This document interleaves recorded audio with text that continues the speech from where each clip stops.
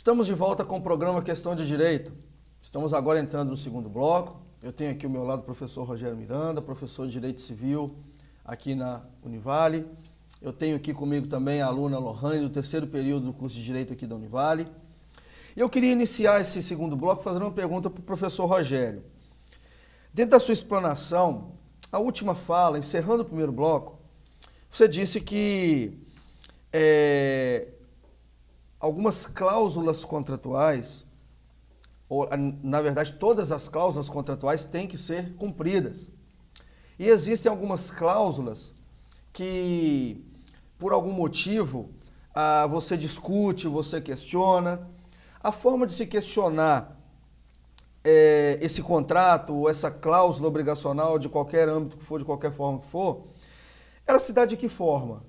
Como o devedor ele pode se desobrigar dessa cláusula? Professor, a questão do contrato como fonte geradora de uma obrigação, como todo contrato, ele se prima por alguns princípios, né? O princípio do consensualismo, um princípio muito importante que é a boa-fé, que deve regular essas relações, e a função social do contrato. Por isso que se fala que o contrato gera lei entre as partes. As pessoas se obrigam por força de um contrato. É o princípio do pacta sunt servanda. Entretanto, em obediência aos princípios da boa-fé e da função social do contrato, e isso se faz no começo, no meio e no final de qualquer relação contratual, ele deve ser cumprido. Por outro lado, na classificação desses contratos, nós podemos perceber que certos contratos são graciosos. Outros contratos são chamados onerosos, bilaterais, sinalagmáticos, aqueles contratos em que as pessoas são credoras entre si. Por exemplo, a compra e venda é aquele contrato em que alguém transmite determinada coisa ao outro mediante uma contraprestação chamada preço. Que essa compra e venda poderá ser à vista ou a crediário. Veja que numa compra e venda à vista, primeiro se paga, depois se entrega a coisa. Na venda a crediário, primeiro você entrega, depois se paga. Então, partindo da ideia de que eu tenho certos contratos, que a sua natureza é ser um contrato comutativo, que é isso? Aquele que as obrigações se equivalem, a obrigação poderá ser deixada de ser cumprir quando, por exemplo, se impõe de que a minha contraprestação só se dará depois que você cumprir a tua. Vamos pegar o que é muito comum aqui em Valadares, as pessoas fazerem os chamados, as promessas de compra e venda de bem imóvel. São contratos simples, mas muito comuns, onde a pessoa se compromete a outorgar a escritura de um imóvel, depois que o comprador pagar todas as parcelas. Veja que o compromisso de passar a escritura pública só vai ocorrer depois de houver o adimplemento das parcelas.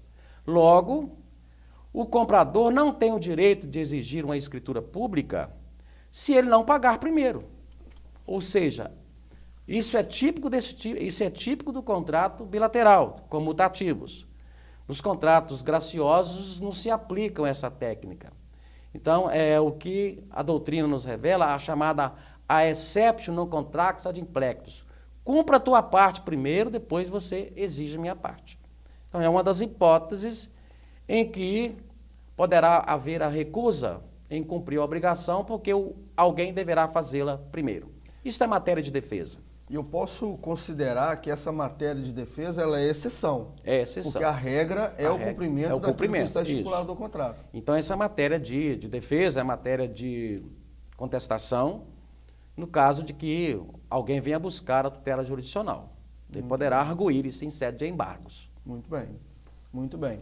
Dentro dessa ótica, fazendo um paralelo agora, ligando já a resposta do professor Rogério a um outro questionamento que se faz, se eu tenho como regra o cumprimento da obrigação, eu tenho como exceção o princípio da exceção do contrato não cumprido, surge uma questão importante que é bom a gente esclarecer para quem está nos assistindo. Como é que eu cumpro a obrigação dentro de um contrato? Bom, são três as formas. É a obrigação de dar, de fazer e de não fazer. A obrigação de dar é tipo, eu, Lohane, devo ao professor Rogério R$ 50. Eu vou dar essa obrigação, eu vou dar R$ 50 a ele. É a obrigação de dar. Dar coisa, que pode ser certa ou incerta. Por exemplo, nós estipulamos assim que eu sou devedora do professor Rogério de 50 sacas de laranja. Nós estipulamos a quantidade, nós estipulamos o gênero, laranja e quantidade, 50. Mas nós não estipulamos a qualidade. Então, eu, como devedor, não vou poder escolher o pior para ele, como credor. E ele, como credor, não vai poder escolher o melhor para mim, como credor.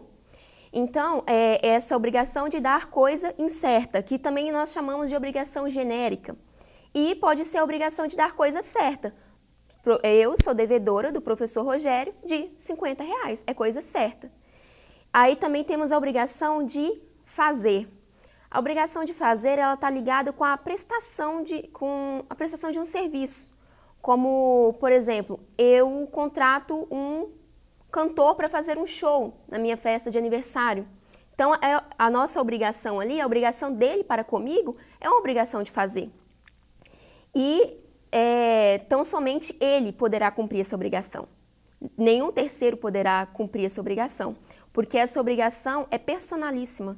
Somente ele pode cumprir. Porque se eu contratei ele como cantor, ele não pode mandar outro cantor para a minha festa, porque ele estaria violando o nosso contrato. E também pode ser que a obrigação de fazer seja impessoal, que seria, assim, outra pessoa poderia cumprir essa obrigação. Por exemplo, contrato uma pessoa para arrumar o telhado da minha casa, um pedreiro. Então, se ele não for, ele poderá mandar outra pessoa para cumprir essa obrigação no seu lugar. Porque não é uma coisa assim que só ele sabe fazer, que é exclusivamente dele, uma característica somente dele. E também temos a obrigação de não fazer, que quando uma conduta ela é livre a nós, só que por força de um contrato ou por força da lei, isso se torna, eu me obrigo ali a não fazer não praticar tal ato. Como, por exemplo, uma pessoa que trabalha numa fábrica de perfumes e ela tem acesso à fórmula desse perfume. Então, quando ela sai daquele lugar, daquela empresa, ela vai assinar um contrato que ela não vai poder dizer a outras pessoas, né, a fórmula daquele perfume. Ou também, quando você mora em um condomínio ou em algum local e você não pode ter cachorro. Isso é uma obrigação de não fazer. Você tem que se abster daquele ato. Porque normalmente eu poderia ter um cachorro na minha casa, mas só que por força de um contrato ali, você não pode ter aquele cachorro. Então é isso, se dá dessas três formas. Nós dizemos também que temos essas obrigações positivas e negativas. As positivas é a obrigação de dar e fazer, e as negativas é a de não fazer. Você tocou num ponto aí que eu considero interessante, e o professor Rogério antes tinha citado esse princípio. Eu não posso me ver obrigado a não ter qualquer coisa que eu tenha direito de ter. O princípio da legalidade esculpido na Constituição Federal diz o seguinte, que ninguém será obrigado a fazer ou deixar de fazer alguma coisa, senão em virtude de lei. Então, partindo desse pressuposto, eu tenho uma noção de que eu não sou obrigado a fazer qualquer compromisso com quem quer que seja. Eu não sou obrigado a contratar. E que se eu fizer, eu tenho que fazer dentro de limites claros e objetivos para eu não deixar margem para subjetividade ser discutida judicialmente por um juiz. Mas eu queria trazer essa discussão agora para o campo do Pacta Sunt Servanda, professor Rogério.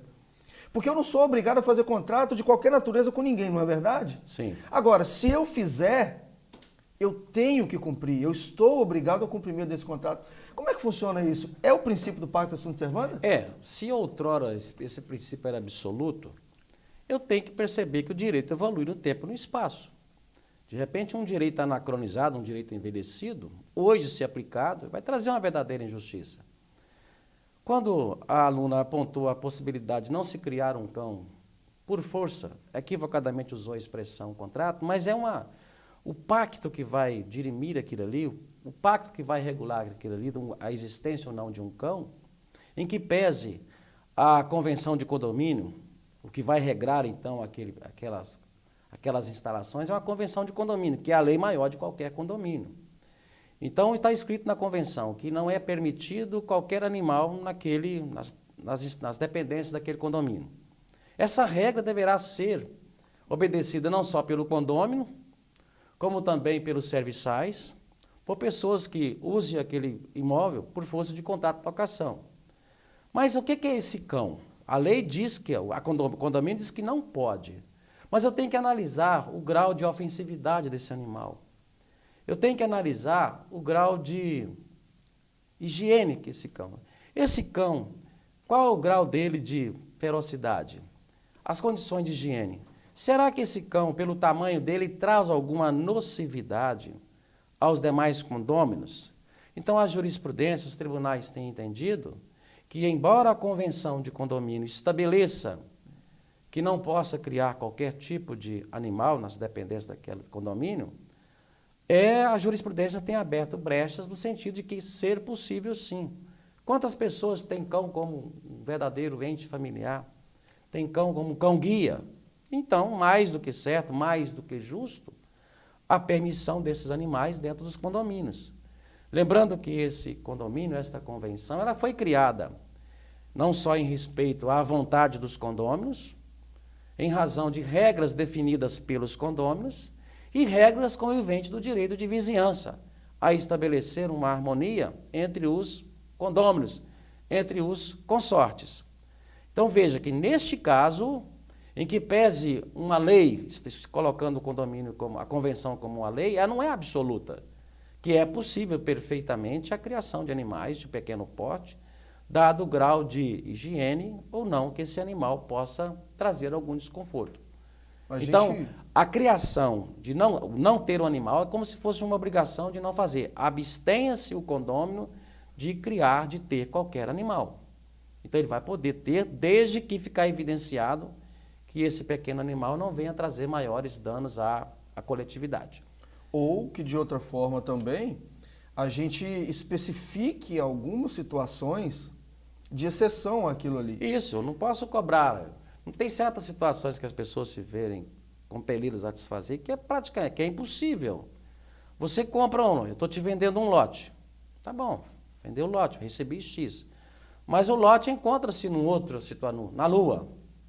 Como é que eu vou outorgar a escritura de um lote localizado na Lua? Veja que parece um absurdo, é uma coisa esdrúxula, mas as pessoas costumam criar contratos onde é um absurdo, é impossível você fazer o cumprimento. Olha, eu vou te pagar se você trazer toda a água do Rio Doce para um outro local. Veja que materialmente isso é impossível, então não tem como cumprir. Então isso também haverá de ser observado na realização do contrato, se pode ou não se pode ser cumprido. Lembrando que essa obrigação ela é constituída todo dia, a todo momento nós estamos constituindo obrigações.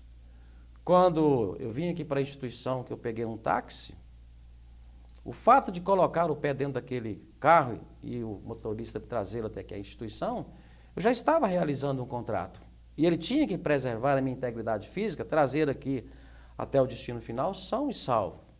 Um simples telefonema, quando você contratar na TV a cabo ou internet, está realizando o contrato. Né? Quando você entra no ônibus para viajar, na estação ferroviária, então o contrato a toda hora surge. Veja que quando se faz essa fonte geradora de obrigação ser o contrato, sempre vai recorrer nesses três elementos. Você dá alguma coisa, você presta um serviço ou você se abstém de certas condutas. Por isso que o nosso Código Civil trata especificamente nas chamadas obrigações positivas, que é o dar. Quem dá alguma coisa, só que essa coisa pode ser certa e pode ser incerta.